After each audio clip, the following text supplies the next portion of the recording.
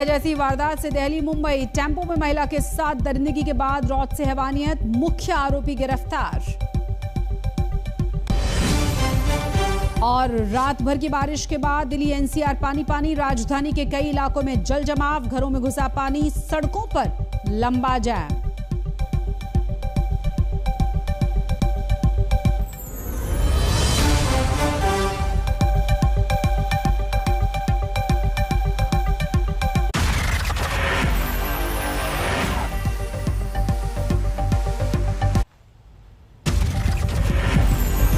दिल्ली समेत एनसीआर में बीती रात से हो रही है जोरदार बारिश, सड़कों पर जलभराव से मुसाफिर परेशान। बादलों से ढहा है दिल्ली का आसमान, दिन में भी छाया हुआ है अंधेरा। दिल्ली के मोतीबाग और आरकेपुरम में सड़कों पर जलभराव से बुरा हाल, दरिया बन गई हैं सड़कें। वेस्ट दिल्ली में कई घरों में घुसा है बारिश का पानी, बढ़ गई है लोगों की मुसीबत। दिल्ली के रामलीला मैदान इलाके में भी सड़कों पर जबरदस्त जलभराव, समंदर जैसा दिखा मंजर। उत्तरी दिल्ली का जखीरा अंडा पास बना है तालाब, पुलिस ने बैरिकेड्स लगाकर रोका है रास्ता। दिल्ली कैंट इलाके में भी जलभराव का संकट, नोएडा और गाजियाबाद में भी जोरदार बारिश। दिल्ली में इस मानसूनी सत्र में जोरदार बारिश से टूटा है 18 साल का रिकॉर्ड। अभी तक 5 दिनों का मानसूनी झमाझम बारिश के आसार हैं। चमोली में रात भर की बारिश से त्राहिमाम, बद्रीनाथ हाईवे पर हनुमान चट्टी के पास रास्ता बंद हुआ। चमोली में भूस्खलन की तबाही में फंसी एम्बुलेंस, मलबे से रास्ता हुआ बंद।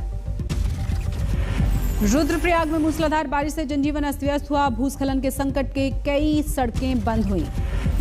महाराष्ट्र के हिंगोली में इलाके में महसूस किए गए भूकंप के झटके, रिक्टर पैमाने पर 3.3 आंकी गई है तीव्रता। उत्तराखंड के कुछ इलाकों में भी भूकंप के जोरदार झटके, रिक्टर स्केल पर 4.9 आंकी गई है तीव्रता। करनाल में प्रदर्शनकारी किसानों और प्रशासन के बीच बनी है सहमति, धरना खत्म। करनाल लाठीचार्ज के हाईकोर्ट के रिटायर्ड जज से होगी जांच, पीड़ित 2 किसान परिवारों को दी जाएगी नौकरी। निर्भया कांड जैसी दरिंदगी से दिल्ली है मुंबई, 32 साल की महिला के साथ बलात्कार, दरिंदों पर ने पार की है बर्बरता की हदें। अस्पताल में भर्ती रेप पीड़िता वेंटिलेटर पर है, हालत बेहद नाजुक है। पुलिस ने एक आरोपी को गिरफ्तार किया। बिहार के हाजीपुर में छेड़खानी से परेशान हुई छात्रा, प्रिंसिपल को चिट्ठी लिखी, कॉलेज में आने से लगता है डर। छात्रा योग शिक्षा देने वाले कॉलेज स्टाफ पर लगा रही है गंभीर आरोप, आरोपी स्टाफ को किया गया है सस्पेंड। शिवपुरी में नाबालिग छात्रा को ब्लैकमेल कर एक शख्स ने बलात्कार किया, पॉक्सो एक्ट के तहत मामला दर्ज। टीकमगढ़ में वायरल बुखार का कहर, अस्पताल में लगी है मरीजों की भीड़, रोजाना आ रही हैं 100 से ज्यादा मामले। सतना में वायरल बुखार से पीड़ित बच्चों से भरा हुआ है अस्पताल, 22 बेड के वार्ड में 50 बच्चे एडमिट हैं।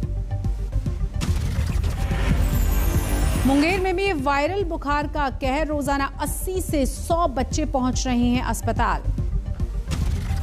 सीतामढ़ी में सदर अस्पताल का खस्ता हाल, डॉक्टर्स और नर्सों की कमी के चलते मरीज परेशान।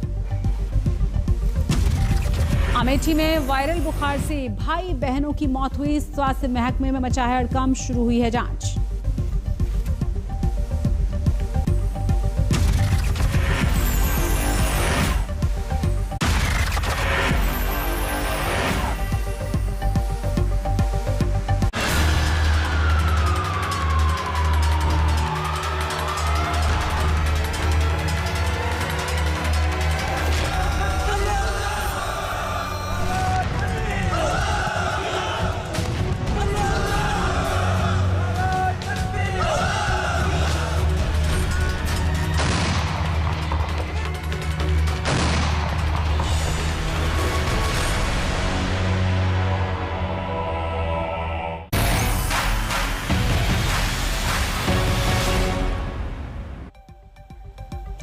नमस्कार, आप देख रहे हैं आज तक और आपके साथ मैं हूं शशि तुषार शर्मा। 20 साल पहले आज ही के दिन अमेरिका पर दुनिया का सबसे बड़ा आतंकी हमला हुआ था। इसके नतीजे के तौर पर अमेरिकी फौजों ने 20 सालों तक पूरे अफगानिस्तान को छावनी में तब्दील कर दिया।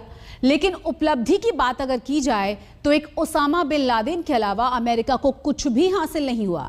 दहशतगर्दी की सोच और नेटवर्क अभी भी वहीं का वहीं है। दुनिया भर के एक्सपर्ट्स यही कह रहे हैं कि 9/11 जैसे हमलों का खतरा एक बार फिर से तेजी से मंडरा रहा है।